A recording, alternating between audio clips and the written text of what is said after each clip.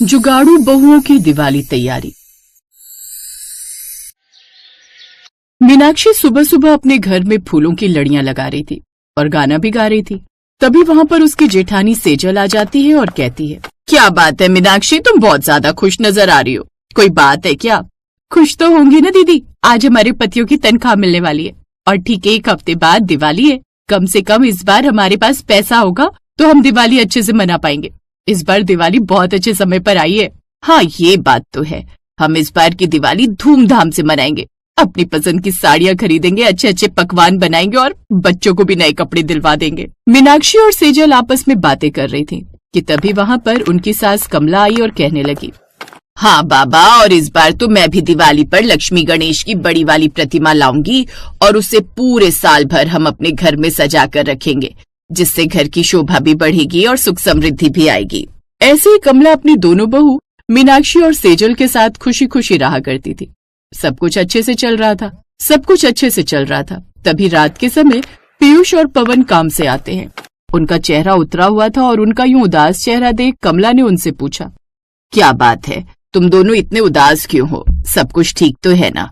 तुम दोनों ने अपना मुंह क्यों लटकाया है?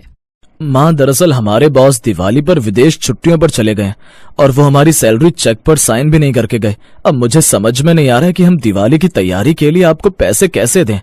दिवाली पर तो खर्चा होता है, रिश्तेदार आते हैं, मिठाइयाँ चाहिए होती हैं, घर में पकवान बनते हैं, सबके लिए नए कपड़े भी खरीदने थे, लेकिन कुछ भी नहीं हो पाएगा।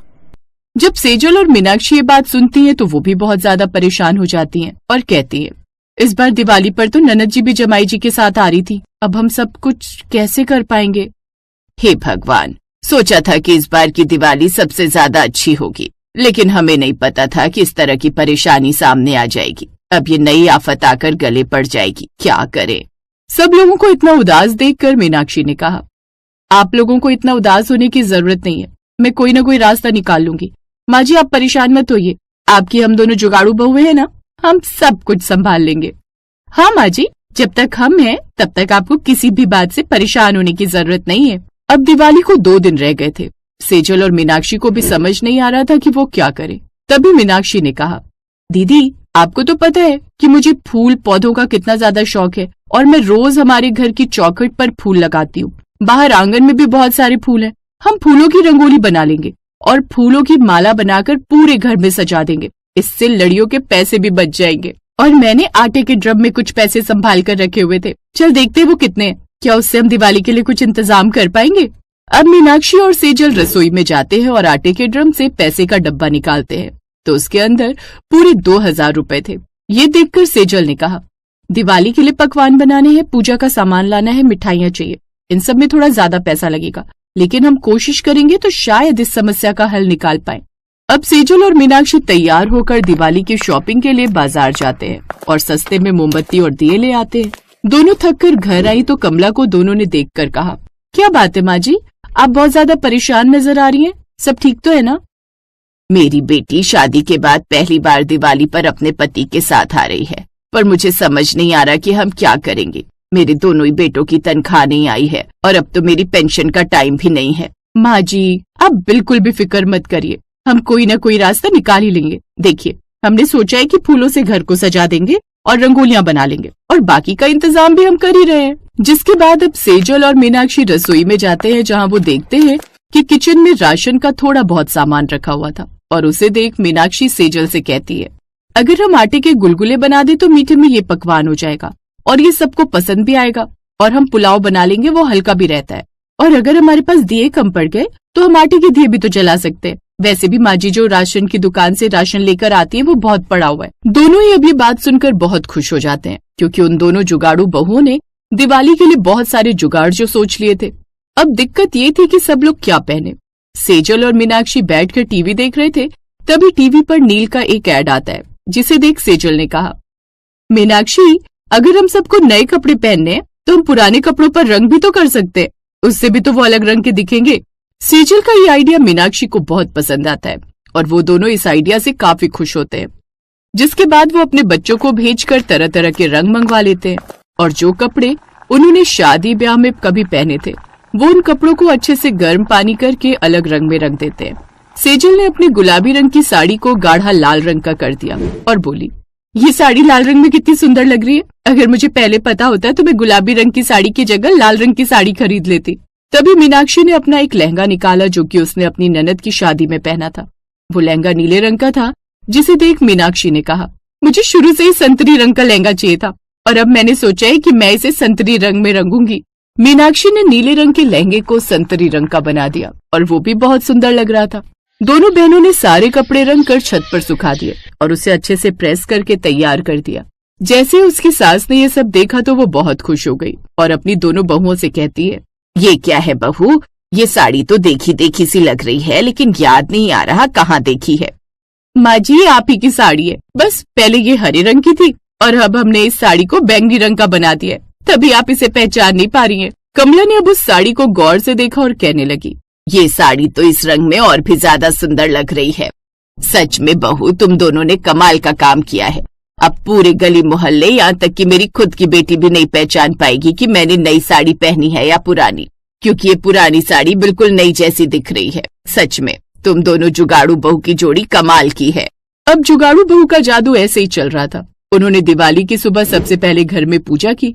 मीनाक्षी बहुत सारे फूल तोड़ लाई और उसने पूरे घर को फूलों से सजा दिया, जिससे पूरे घर में खुशबू फैल गई। शाम के समय उन्होंने मिट्टी और आटे के दिए जलाकर घर को रोशन किया। तभी ननद भी अपने पति के साथ आ गई। माँ, भाभी, आप सबको हैप्पी दिवाली। कैसे आप सब लोग? हम सब बिल्कुल ठीक है, तुम बताओ तुम कैसी हो? अरे अरे ननद जी, शादी के बाद पहली बार दिवाली पर घर आई हैं, तो उन्हें जो इस तरह बाहर ही खड़ा रखेंगे या घर में भी लेंगे? ननद जी, आप घर में बैठो और हाँ, तुमको भी हैप्पी दिवाली। भाभी की बात सुनकर ननद अपने पति के साथ घर के अंदर आ जाती है और वो घर देखकर हैरान थी, क्योंकि घर में एक अजीब सी खुशबू फैली हुई थी। उसके पति को भी ये सब कुछ बहुत अच्छा और अनोखा लग रहा था।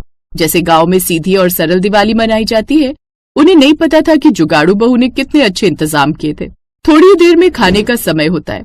कमला ने जैसे ही पकवान खाए तो कहा, सेजल बहू, ये आटे के गुलगुले तो बहुत अच्छे लग रहे हैं, ज्यादा मीठे भी नहीं हैं और इन्हें खाने से ज्यादा नुकसान भी नहीं। और माँ, ये बेसन के लड्डू तो देखिए, ये भी सेजल और मीनाक्षी ने घर पर बनाए। कितने अच्छे बने, एकदम नरम, और चीनी भी बिल्कुल उतनी डाली हुई है जितनी जरूरत होती है। वरना दिवाली पर तो ज्यादा मिठाई खाने से जी खराब हो जाता है, पर ये लड्डू खाकर तो मन भर ही नहीं रहा है। जब मैंने सुना कि पवन भैया और बड़े भैया की सैलरी नहीं आई है तो मैं सोच में पड़ गई थी कि आप लोग दिवाली की तैयारी कैसे करोगे, इसलिए घर को सजाने का और बाकी का सामान मैं लेकर आई थी।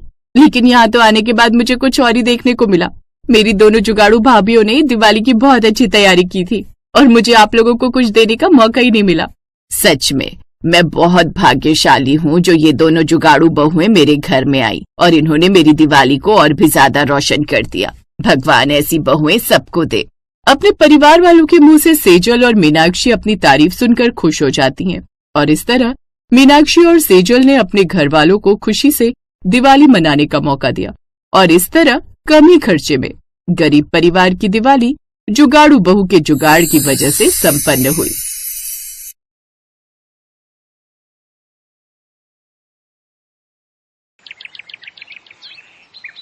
दिवाली का समय पास आने वाला था और सभी मोहल्ले वाले अपने अपने घरों की सजावट कर रहे थे।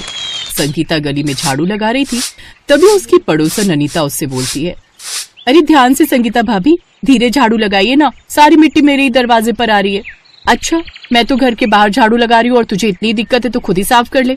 तभी उसका पति अनुज बोलता है, अरे भाभी, वो मिट्टी आकर दरवाजे पर बैठ जाती है ना, इसीलिए वो बोल रही है। तुम मर्द लोग तो बस बहाने बनाना जानते हो। एक तो वैसी दिवाली कितनी साफ सफाई करके मेरी कमर दुख रही है, लो आओ खुद ही आकर सफाई कर लो। इसी तरह उनके बीच लड़ाई का टॉपिक शुरू हो जाता है तो वहीं दूसरी तरफ रंजना का घर था। वो अपने दरवाजे के सामने झालर टांग रही होती है, जबकि मदन साइकिल पर आ रहा होता है। वो झालर मदन के मुंह पर लगती है। ओफो, जरा देखकर, तुम्हारी झालर से मैं भी गिर जाता तो मुझे चोट लग जाती। अच्छे से जानती हूँ आपको, आप हमसे चिढ़ते हैं क्योंकि हमारे घर की सजावट आपके घर की सजावट से ज्यादा सुंदर दिख रही है ना। वहीं थोड़ी आगे इसी तरह दो और औरतें आपस में झगड़ रही थी। तुम हर बार ऐसे ही करती हो रुचि, कोई भी घर आता है तो धुलाई के नाम पर हमारे घर के आगे कीचड़ कर देती हो।